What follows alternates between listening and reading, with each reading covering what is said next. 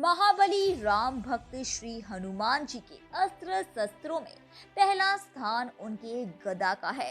आपको जानकर हैरानी होगी कि केवल गदा के साथ दिखने वाले महाबली हनुमान 10 आयुध धारण करने वाले हैं।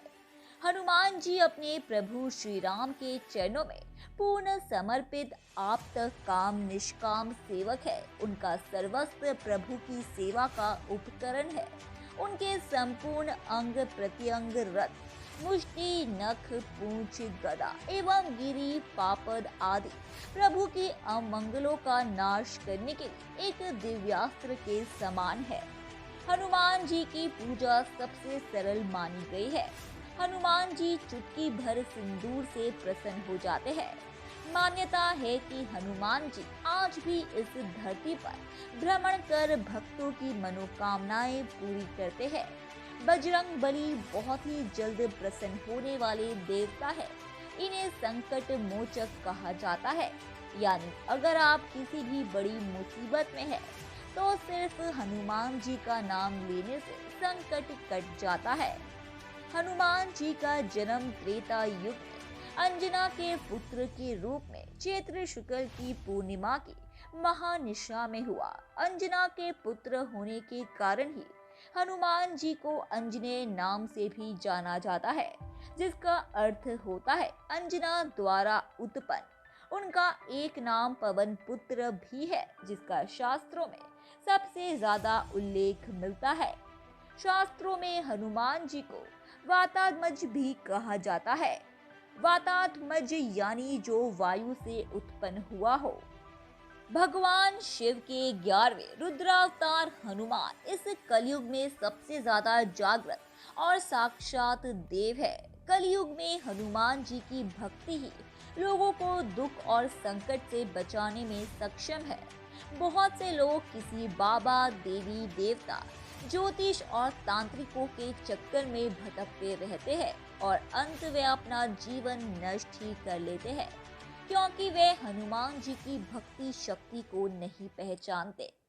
वाल्मीकि की रामायण के अनुसार बचपन में एक सुबह हनुमान जी को भूख लगी और उन्होंने लाल रंग का सूरज उगते देखा। ये एक तैयार फल है। हिंदू कथा के इस संस्करण में दुनिया के राजा इंद्रदेव ने हस्तक्षेप किया और हनुमान जी को अपने वज्र से मारा था। इसने हनुमान को अपने जबड़े पर मारा और जबड़े के साथ मरे हुए पृथ्वी पर गिर गए। उसके पिता वायुदेव परेशान हो गए और उन्होंने पृथ्वी की पूरी हवा को उड़ा दिया। हवा की कमी से सभी जीवित प्राणियों को अपार दुख हुआ। भगवान शिव ने हस्तक्षेप किया और उन्हें पुनः जीवित करने का नेतृत्व किया, जिससे वायुदेव जीवित प्राणियों के पास वापस जाने के लिए प्रेरित हुए, क्योंकि भगवान इंद्र ने गलती से ऐसा किया था। हनुमान जी की एक इच्छा थी कि उनका शरीर इंद्रियों के वज्र जितना अधिक मजबूत होगा और कि उनका वज्र भी उन्हें नुकसान नहीं पहुंचा सकता। इंद्रदेव के साथ साथ अन्य देवता ने भी हनुमान जी को कई इच्छाएं दी। भगवान अग्नि ने हनुमान की एक इच्छा दी कि आग से उन्हें नुकसान नहीं पहुंचेगा।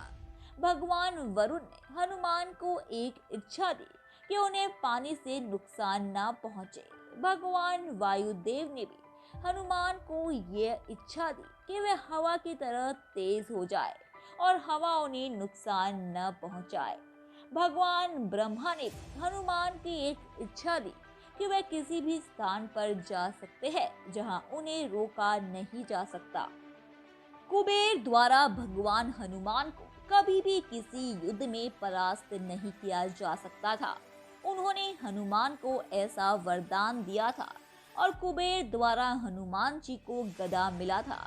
श्री लक्ष्मण और रावण के बीच युद्ध में हनुमान जी ने रावण के साथ युद्ध में कड़ा का प्रयोग किया था। उन्होंने गदा के झटके से ही रावण के रथ को खंडित किया था।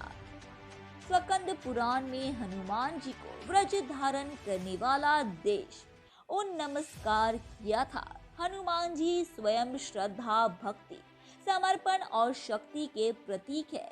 आदि कवि वाल्मीकि ने रामायण में राम के प्रति राम सेवक के रूप में हनुमान जी के योगदान का विशद वर्णन किया है, लेकिन तुलसीदास ने उनके राम सेवक ही नहीं बल्कि एक दृष्टि अद्वितीय विशिष्ट भक्त बनाकर प्रस्तुत किया है, क्योंकि हनुमान जी ने तुलसीदास को चित्रकूट के परघाट भगवान राम के दर्शन कराए और उन्हें रामचरित्र मानस के निरूपण में अपना सहयोग दिया। तुलसीदास रचित हनुमान चालीसा आज के युग में हर बच्चे से लेकर बड़ों तक सभी को प्रिय है और सभी को कंठस्थ है। धन्यवाद दोस्तों, उम्मीद है कि आपको हमारे द्वारा बताई गई जानकारी काफी पसंद आई होगी। इसीलिए ऐसे ही रोचक तथ्य और रहस्यों को जानते रहने के लिए हमारे चैनल को सब्सक्राइब करें, अपनी प्रतिक्रिया कमेंट बॉक्स में दें, उसे लाइक करें और अपने दोस्तों रिश्तेदारों को भी इस जानकारी से रूबरू कराने के लिए हमारे इस चैनल को ज्यादा से ज्यादा शेयर करें।